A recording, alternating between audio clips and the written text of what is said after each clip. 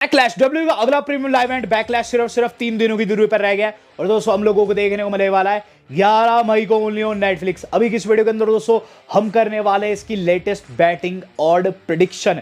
Odds refresh होकर सामने आ चुके हैं मेरे, और उसके अलावा दोस्तों मैं कुछ एक खबरों को भी डिस्कस करने वाला हूं। जैसे कि बात करेंगे दोस्तों हम ब्रॉक लेसनर की, हम बात करेंगे दोस्तों one and only Roman Reigns की। तो अगर आप ओटीसी को पसंद करते हैं तो आप वीडियो को लाइक कर सकते हैं, और साथ ही साथ दोस्तों सबसे पहले हम बैकलैश को डिस्कस कर लेते हैं आखिर में दोस्तों इसमें होने क्या वाला है और इसमें ऑड्स एक्चुअल में क्या निकल कर आ रहे हैं, रिफ्रेश होकर क्या पता चल रहा है। तो गाइस सबसे पहला मैच जो हम लोगों को देखने को मिलने वाला है सेंट लुइस से लाइव, वो देखने को मिलेगा गंतर बनाम पैट मैकेफी। ये दोस्तों एक ऐसा मैच है पूरे कार्ड में जिसके अंदर कोई भी टाइटल ऑन द लाइन नहीं है। राइवलरी का आधार आप जानते हैं, गंदर ने अटैक कर दिया था माइकल कोल के ऊपर, पैट मैकेफी आ गए थे सामने तो उन्होंने पैट मैकेफी को ही चोक कर दिया, और उसके बाद पैट मैकेफी ने चैलेंज कर दिया गंतर को। और गाइस गंतर ने एक वादा किया इस पर्टिकुलर मैच के लिए कि यहाँ वो खून की होली खेलेंगे। उन्होंने ये चीज़ कही थी मंडे नाइट रॉ के एपिसोड में कि only by the grace of God, सिर्फ ऊपर वाला ही मेरे हाथों को तेरे गले से हटा पाएगा। विद दैट बीइंग सेड इसके अंदर दोस्तों वो खत्म करने की कोशिश करेंगे पैट मैकेफी के किस्से को। लेकिन क्या ये किस्सा खत्म होगा? यस गाइस एक किस्सा खत्म होगा, क्योंकि यहाँ ऑड्स यही बता भी रहे हैं। जी हाँ, गंतर दोस्तों काफी तगड़ी लीड ले चुके हैं। गंतर चले हुए दोस्तों -1500 के ऊपर। वही बात करूं पैट मैकेफी के, बेचारे पैट मैकेफी का ऑड है +600, बहुत ही ज्यादा अंतर है दोस्तों, बहुत ज्यादा अंतर है। और इसका मतलब क्या है? इसका मतलब साफ साफ यह है कि गंतर ने जो कहा है वो यहाँ करने भी वाले हैं। यहाँ दोस्तों पैट मैकेफी मेरे हिसाब से खुनम खान होंगे, और जो बंदा दोस्तों उनके ऊपर टांग रख कर एंजॉय कर रहे होगा मैच के बाद वो है ओनली गंथर। और गाइस इसके अंदर गंथर ही जीतेंगे और गाइस विजय प्राप्त करेंगे। Then we got this WWE women's intercontinental heavyweight championship match. तो गाइस हमारा आईसी टाइटल, महिलाओं का आईसी टाइटल जो है वो दांव पर रहने वाला है इस पर्टिकुलर मैच में। ये जो मैच होने वाला है यह है लाहिरा वॉल्केरिया का, जो कि फेस करेगी one and only Becky Lynch को। तो शायद इनका सेम नेशन है, एक नेशन से ही आती है और आयरिश खुद को बताती है। बात करूँ दोस्तों बैकी की, तो बैकी का दोस्तों करियर काफ़ी तगड़ा रहा है। हालांकि दोस्तों उनसे शायद ये चैंपियनशिप छूट रही है। आईसी टाइटल विनर रही सबसे पहले लायरा वोल्केरिया, और लायरा वोल्केरिया बस इसी चीज़ पर सुनाई भी थी हाल फिलहाल में बैकी को। बैकी एक्चुअल में दोस्तों हील है, और उन्होंने अपनी फ्रेंड लायरा के ऊपर टर्न किया था रॉ आफ्टर रिमीनिया में, आप सब लोगों ने देखा था। लेकिन क्या यहाँ बैकी इस तीर को भी अपने तरकश में जोड़ेगी? जवाब है जी हाँ, ऐसा ही होने वाला है, क्योंकि यहाँ दोस्तों बैकी लिंच लीड कर रही है -500 के साथ। बेचारी लायरा वोल्केरिया चली हुई है +300 के ऊपर। विद दैट बीइंग सेड यहाँ दोस्तों आप लोगों को एक मेगा टाइटल चेंज देखने को मिलने वाला है, और गाइस बैकी लिंच कैप्चर करने वाली है इंटरकॉन्टिनेंटल हैवीवेट वुमेन्स चैंपियनशिप। तो गाइस वुमेन्स की आईसी टाइटल जो है बैकी लिंच बताया जा रहा है यहाँ आती आने वाली है। Then we got men's intercontinental heavyweight championship match. तो गाइस यहाँ हैवीवेट नहीं कह सकते हम, क्योंकि दोस्तों ऑब्वियसली इसके अंदर जो दो बंदे लड़ रहे हैं वो लूचाडोर्स है, और जो ये दो बंदे लड़ रहे हैं वेट उतना ज्यादा नहीं है। पहला बंदा है अपना पेंटा, तो पेंटा जीरो फियर हम लोगों को दोस्तों फेस करते हुए नजर आ रहे हैं one and only the street champion Dominik Mysterio को। तो हमारे सड़कों के राजा the gangster one and only dirty Dom दोस्तों, जो कि चैंपियन है इस वक्त, आईसी टाइटल उनके कंधे पर है, वो फेस करने वाले पेंटा को। उनके लिए दोस्तों ये पहला चैलेंजर है आफ्टर मेनिया दोस्तों। और पेंटा दोस्तों कोई खेत की मूली नहीं है जिसे कोई भी उखाड़ कर खा जाएगा। पेंटा काफ़ी तगड़ा सुपरस्टार है, और इवन दोस्तों मैक्सिमम मैचेस में पेंटा की ही जीत होती है। लेकिन डॉम इस टाइम पर काफ़ी ओवर चल रहे हैं, फैंस नहीं चाहते हैं दोस्तों इस पर्टिकुलर मैच में दोस्तों डॉम की हार हो, और वही दोस्तों ऑड्स में दिख भी रहा है, जहां दोस्तों ऑड्स में डोमिनिक मिस्टीरियो लीड कर रहे हैं -1000 के साथ, पेंटा चले हुए +500 के ऊपर। इससे पहले दोस्तों इतना डिफरेंस नहीं था, लेकिन अब ऑड्स में काफ़ी बड़ा डिफरेंस आ चुका है। विद दैट बीइंग सेड यहाँ दोस्तों आपको कोई भी टाइटल चेंज देखने को नहीं मिलेगा, और गाइस जो शख्स इस पर्टिकुलर मैच में विजय प्राप्त करेगा और आईसी टाइटल घर लेकर जाएगा वह one and only dirty Dominik Mysterio.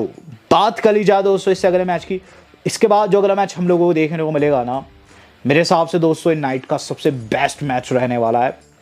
और इस मैच के ऊपर दोस्तों मैं सीधे सीधे दाव लगा सकता हूँ, सीधे सीधे कह सकता हूँ कि मैच ऑफ द नाइट होने वाला है। और मुझे नहीं लगता कि कोई कार्ड में ऐसा मैच रहेगा जो कि इस मैच को पछाड़ सके। ये होने वाला है WWE यूनाइटेड स्टेट्स चैंपियनशिप का एक फैटल 4-वे मैच, जिसके अंदर ड्रू मैकिंटायर फेस कर रहे हैं LA night, Damien priest and champion Jacob फाटू को। तो गाइज मैंने ऐसा क्यों कहा, क्योंकि ड्रू मेरे इस मैच में फेवरेट है, लेकिन गाइज जैसे ऑड्स निकल रहे हैं ऐसा कुछ नहीं होने वाला है। तो ऑब्वियसली दोस्तों ड्रू मैकिंटायर ने काफ़ी बड़ी जीत अर्जित की थी 2 हफ्ते पहले।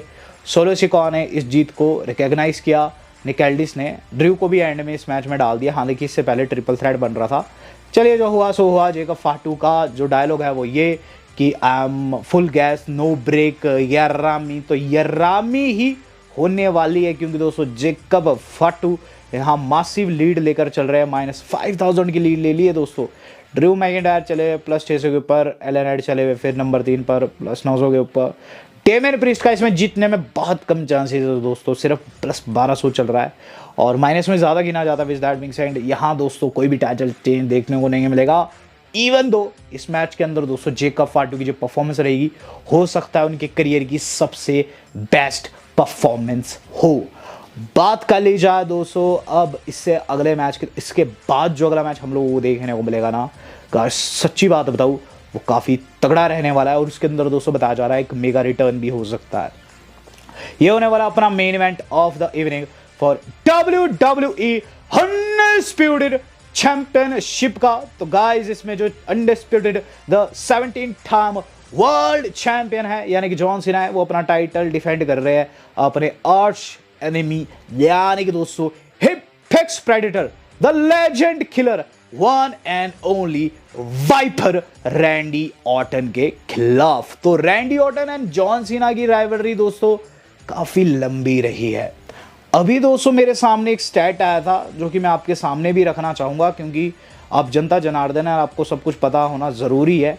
रैंडी ऑर्टन दोस्तों अपने पूरे करियर में जॉन सीना को लगभग 40 बारी RKO मारे हैं। सबसे ज़्यादा RKO खाने वाला शख्स कौन है? वो जॉन सीना ही है। तो आप समझ पा रहे हैं कितनी तगड़ी राइवलरी है।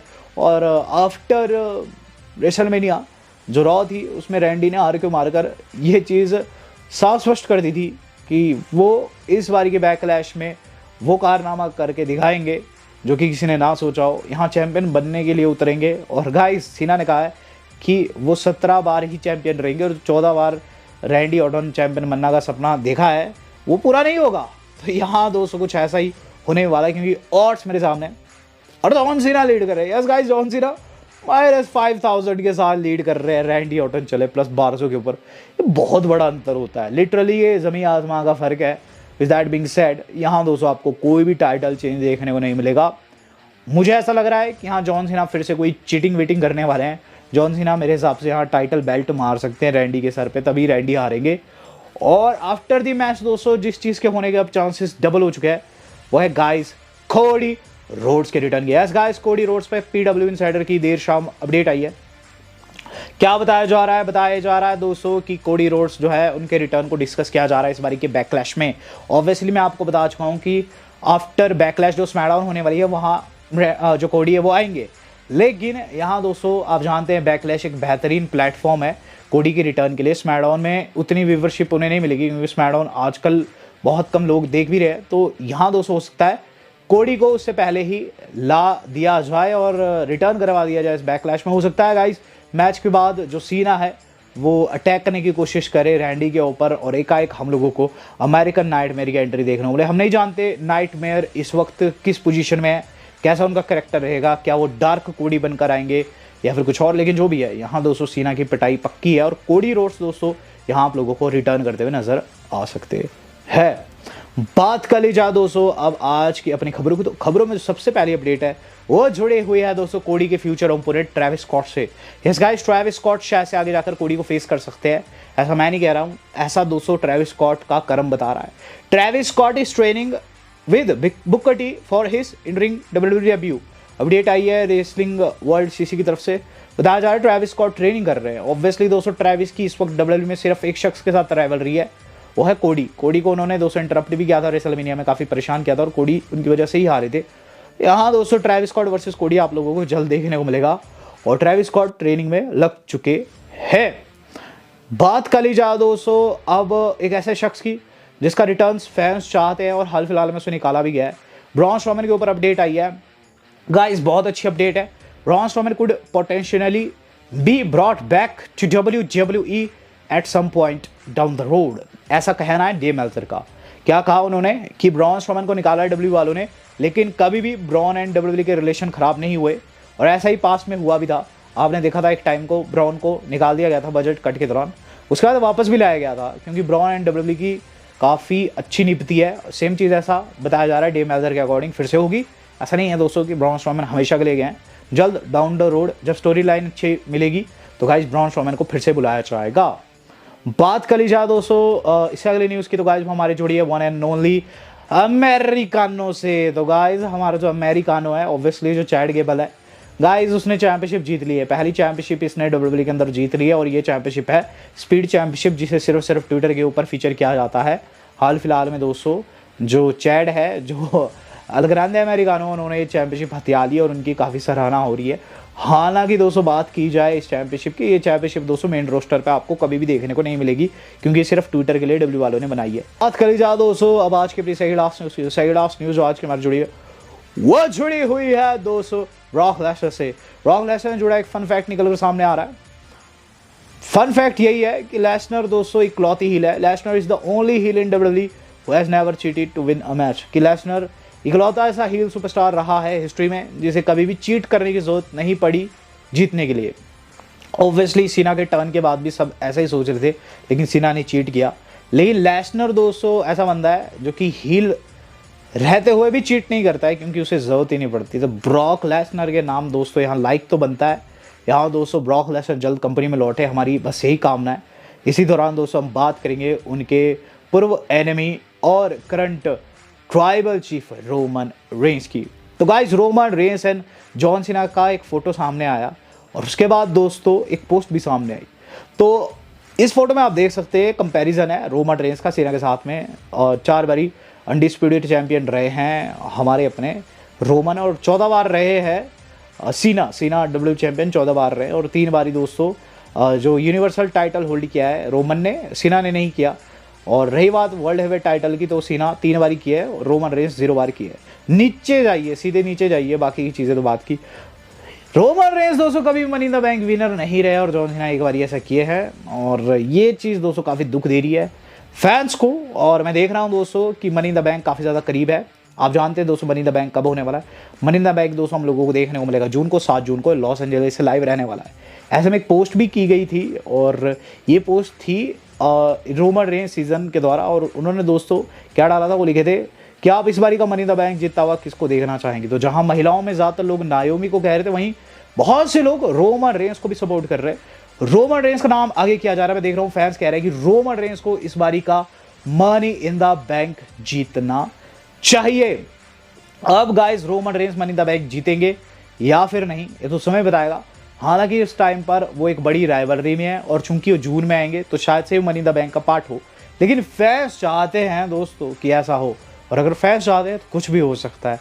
और देखते आगे क्या कुछ रहता है इस बारी का मनी इन द बैंक। क्या रोमन रेंस को जीतना चाहिए या फिर आपके दिमाग में कोई एक दूसरा सुपरस्टार है? Do let me know in the comment box. Video आज कितनी थी दोस्तों, आज तक इतना ही। धन्यवाद, शबक है।